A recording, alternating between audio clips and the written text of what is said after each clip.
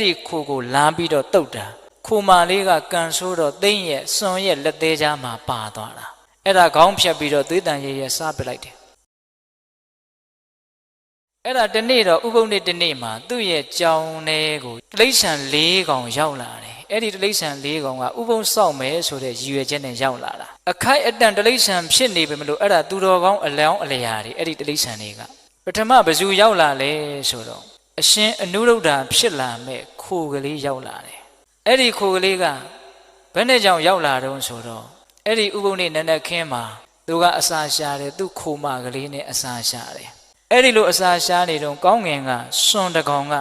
အဲ့ဒီခိုကိုလမ်းပြီးတော့တုတ်တာခိုမာလေးကကန်ဆိုးတော့သိမ့်ရဲ့စွန်ရဲ့လက်သေးကြားမှာပါသွားတာအဲ့ဒါခေါင်းဖြတ်ပြီးတော့သွေးတန်ရဲရဲစားပစ်လိုက်တယ်အဲ့ဒီမှာဦးဇင်းတို့ရှင်အနုရုဒ္ဓဖြစ်လာမဲ့ခိုကလေးကတဏှာကနေကြည်ပြီးတော့အင်မတန်စိတ်ဆင်းရဲတဲ့ပူလောင်တဲ့သူခံစားရတယ်ငါခိုမာလေးတည်သွားပြီမရှိတော့ဘူး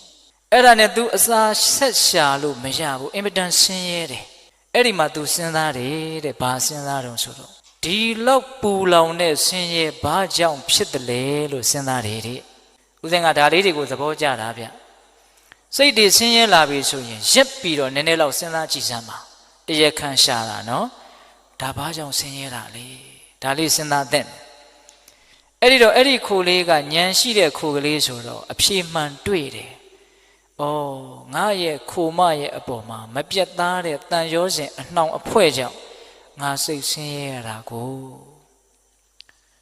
စွန်ရဲကြောင့်စိတ်ဆင်းရဲရတာလို့ဒီလိုအဖြေမှားမတွေ့ဘူးနော်ခိုမာလေးသေလို့စိတ်ဆင်းရဲတာလို့လည်းဒီလိုအဖြေမှားမတွေ့ဘူးနော်ဒီပြင်ခိုမတွေလည်းသေနေတာပဲဗျအဲ့ဒါသေတော့ तू စိတ်ဆင်းရဲလားမဆင်းရဲဘူးဘသူခိုသေလို့ तू စိတ်ဆင်းရဲတာလဲငါခိုသေလို့စိတ်ဆင်းရဲတာအဲ့ဒီငါခိုးဆိုတာကိုကစပြီးတော့ဆက်သွယ်မှုတန်ရောစဉ်ပေါ့ဗျာဟုတ်လားအဲ့ဒီတော့အဲ့ဒီတန်ရောစဉ်တဏှာတရားကြောင့် तू စိတ်ဆင်းရဲတာလို့အကြောင်းမှန်ကိုတွေ့တော့ तू အကြောင်း तू စဉ်းစားတာနော်ဒကမာကြီးများဒီတဏှာတန်ရောစဉ်ကိုငါ